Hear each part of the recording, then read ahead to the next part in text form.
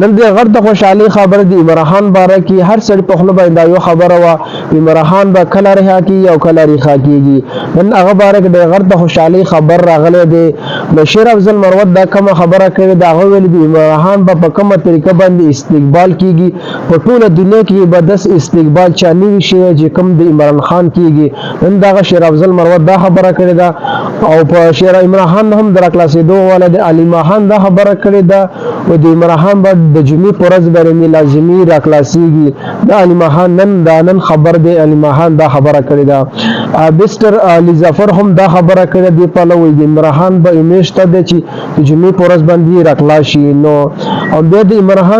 عمران باره کې ډېر د خوشحالي خبرې را روانې دي مستر ګوهالي هم د عمران سره په جیل کې نن ملاو شوی او هغه چې کله د بهر راوتل مستر ګوهالي هغه بیا کوم خبره وکړه او د عمران د رهایی باره کې هغه دا ویل د عمران چې په جیل کې کم ولت سامان نو ار شروع هغه هم پکېدل نو هغه دا خبره وکړه او هغه مستر ګوهالي دا خبر د جمعې پر ورځ باندې به عمران راکلاسيږي لازمي نو ډېر د خوشحالي خبر دی پټه کارکونانو لپاره ځکه چې عمران په جیل کې تقریبا 220 ورځې برابر شي د عمران ټول خلکو د ابراهیم باندې څو خوشاليږي عمران باره کې د ولې کې زنده‌باد نو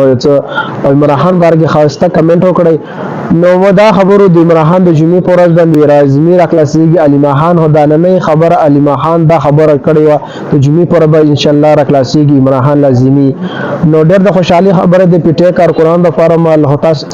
کله د عمران د جن راوزو ډېر عجیب طریقې سره استقبال د عمران کیږي دا خو شیر افضل مروت هم خبره کړې ځکه د عمران کارکونان ډېر دي او په بل شان دي عمران استقبال کیږي ځکه چې د عمران په جیل کې د دومره سره د عوامو مینه د عمران سره په عمران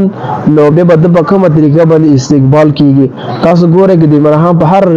ځکه به خلک پر وډون باندې راوتی کومه چې عمران د جیل راوت ډېر د خوشاله ورځ باندې هغه وی د پټه کارکونانو لپاره نو په دې او دې ته په حل پته مناش د عمران بکلا راکلاسيږي او کله راکلاسيږي هر شړې باندې داخله مل دا یو خبره دی عمران بکلا راکلاسيږي نو بل ملډر د خوشاله خبره ملتاو سره هم شریکم د جمعې پر ورځ به ان شاء الله خامخا عمران راکلاسيږي علي ماهان دا خبره کړې ده او دا یو کتل ډېر مهرباني کی خوشي او د یو فیسبوک باندې ګور فیسبوک دې سره فالو کوي یوټیوب باندې ګور یوټیوب چینل سبسکرایب ډېر مهرباني والسلام